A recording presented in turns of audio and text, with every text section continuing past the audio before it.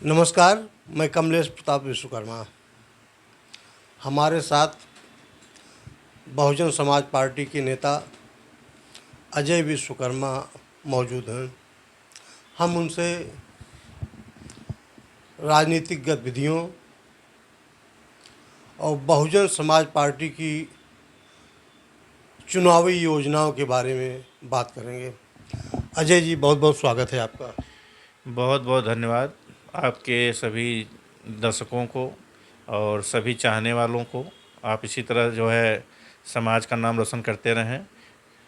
सबसे पहला सवाल है, बहुजन समाज पार्टी में आप कई वर्षों से काम कर रहे हैं, आपको क्या जिम्मेदारी मिली है? बहुजन समाज पार्टी में एक कार्यकर्ता की हैसियत से भी हम काम कर रहे हैं। पूर्व में कई पदों पे हम रहे हैं और आगे जो है जैसा बहन जी का दिशा निर्देश होगा, हमारे कोऑर्डिनेटर दिशा निर्देश होगा, हम लोग उसी हिसाब से काम करेंगे। पिछले दो चुनावों में हम बात करें 2017 और 2022 में, बहुजन समाज पार्टी बहुत अच्छा प्रदर्शन नहीं कर पाई। 2027 में बहुजन समाज पार्टी का कैसा प्रदर्शन रहेगा और क्या योजना है? चुनाव जब भी होते आए हैं, किसी भी दल के लिए चुनाव हमेशा चुनौतीपूर्ण रहा है और हमेशा जो है एक जैसा रिजल्ट नहीं आया है किसी किसी का भी। तो कभी हम लोग जीरो से शुरुआत किए और पूर्ण बहुमत की सरकार भी बनाए, और ऐसी हमारी आशा और उम्मीद है। जनता जनार्दन की तरफ से आश्वासन होता है हम लोगों को। गांव चलो अभियान के तहत हम लोग जा रहे हैं गाँवों में, और जनता हमारे पक्ष में वोट करने के लिए तैयार है। और हमें लगता है कि हम इस बार 2027 में पूर्ण बहुमत की सरकार बनाएंगे बहुजन समाज पार्टी का। चलिए, पूर्ण विश्वास है कि 2027 में सरकार बनाएंगे। क्या ये वर्तमान जो सरकार है केंद्र की, जातिगत जनगणना कराने की बात कर रही है और अधिसूचना भी जारी कर दिया है। तो जातिगत जनगणना में बहुजन समाज पार्टी को कुछ फ़ायदा होने वाला है, या विश्वकर्मा समाज, जिस समाज से आप आते हैं, विश्वकर्मा समाज को कुछ फ़ायदा होने वाला है? अब तक का इतिहास रहा है, भारतीय जनता पार्टी जुमला पार्टी है। ये किसी भी कार्य को आपके द्वारा, चैनल के द्वारा प्रचार प्रसार करा रही है। किसी भी विषय पे ये अडिग नहीं रहती है। चाहे वो कोई भी योजना इनकी हो, धरातल पे आते आते कई साल बीत जाते हैं, वर्षों बीत जाते हैं। ये सरकार से चले भी जाते हैं, दूसरी सरकारें आ जाती हैं, फिर ये आरोप प्रत्यारोप वाला सिलसिला जारी करते हैं।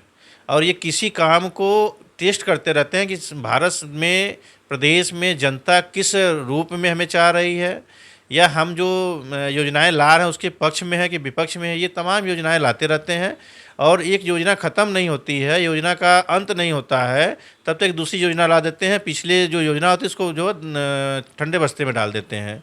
इनका ये इतिहास रहा है। ये सिर्फ और सिर्फ जातिगत जनगणना का जो बात कर रहे हैं, अधिसूचना जो जारी हो गई है, ये सिर्फ बिहार चुनाव को लेकर के, बिहार चुनाव को समीकरण बनाने के लिए कि जातिगत जनगणना कराना के इन्होंने किया है। इसका कोई रिजल्ट इनको मिलने वाला नहीं है। और हम तो ये कहेंगे, जातिगत जनगणना में जितना जल्दी हो, जितना तेज़ी हो, अगर ये करें तो समाज इनके साथ जो है और रहेगा। लेकिन इनका कोई भी योजना आप नज़र उठा कर देख लीजिए, कोई भी योजना धरातल पे नहीं है। अभी हाल ही में आपने देखा होगा कि पुलिस भर्ती का जो उन्होंने सर्टिफिकेट जारी करने के लिए एक योजना वृंदावन लखनऊ में इन्होंने कार्यक्रम किया। मुझे जहाँ तक लगता है कि पूरे प्रदेश के लोगों को बुला करके इन्होंने जो आडंबर दिखाया, आडंबर किया इन्होंने।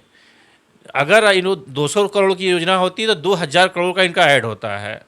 तो ये सारे पैसे जो प्रदेश सरकार का, भारत सरकार का योजनाओं में कम खर्च करते हैं, प्रचार प्रसार में ज़्यादा खर्च करते हैं। ठीक उसी प्रकार ये जातिगत जनगणना का भी ये सिलसिला लगातार पेपर के माध्यम से, प्रिंट मीडिया के माध्यम से और इलेक्ट्रॉनिक मीडिया के माध्यम से ये प्रचार प्रसार बहुत तेज़ी से कर रहे हैं, लेकिन काम अभी शुरुआत नहीं हो पाया है। अच्छा, एक अंतिम सवाल, आप विश्वकर्मा समाज से आते हैं।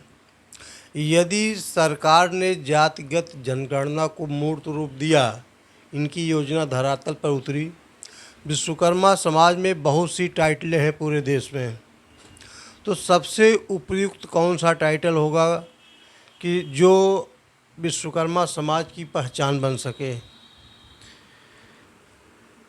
कुछ इसके विषय में हम आपसे कहें उसके पहले हम चंद आपको कुछ लाइन के माध्यम से कहना चाहेंगे कि आहों से पत्थर पिघलेगा, इस धोखे में मत रहना। आहों से पत्थर पिघलेगा, इस धोखे में मत रहना। तुम्हें इंसाफ मिलेगा, विश्वकर्मा समाज के लोगों, इस धोखे में मत रहना।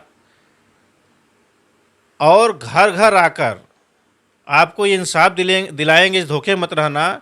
आपका पूरे भारत के जर्रे जर्रे में हिस्सा है, कोई बुला बुला कर देगा, इस धोखे में मत रहना। तो जहाँ तक जातिगत जनगणना की बात आप कर रहे हैं, तो विश्वकर्मा समाज का लगभग 118 नाम से पूरे देश में जाना जाता है।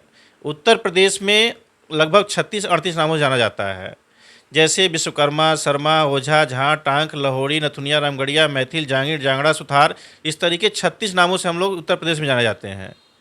तो अगर हम चाहते हैं कि अगर जातिगत जनगणना होती है तो सभी साथियों से मैं निवेदन करूंगा, विश्वकर्मा समाज के लोग भाइयों से, कि अपना एक टाइटिल जैसे विश्वकर्मा टाइटिल लगाएं और जातिगत जनगणना में बढ़ चढ़ के हिस्सा लें कि हम लोग जो जनसंख्या के हिसाब से हम लोग प्रत्यक्ष अप्रत्यक्ष रूप से दिख सकें।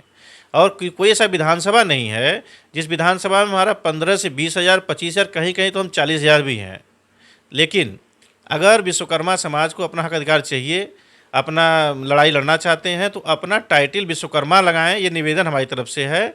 और आपको बता दें, विश्वकर्मा समाज को अधिकार तभी मिलेगा जब एकजुट होंगे, एकजुट होकर अपनी बात कहेंगे। तमाम बैनरों के माध्यम से, तमाम पार्टियों के माध्यम से लड़ाई लड़ने से कुछ हासिल नहीं होगा। जब भी बैठक हो, जब भी मीटिंग हो, तो ये तमाम विद्युजीवी साथी हैं, सभी लोगों को ये अपना विश्वकर्मा टाइटिल के हिसाब से जातिगत जनगणना में नाम लिखवाना चाहिए।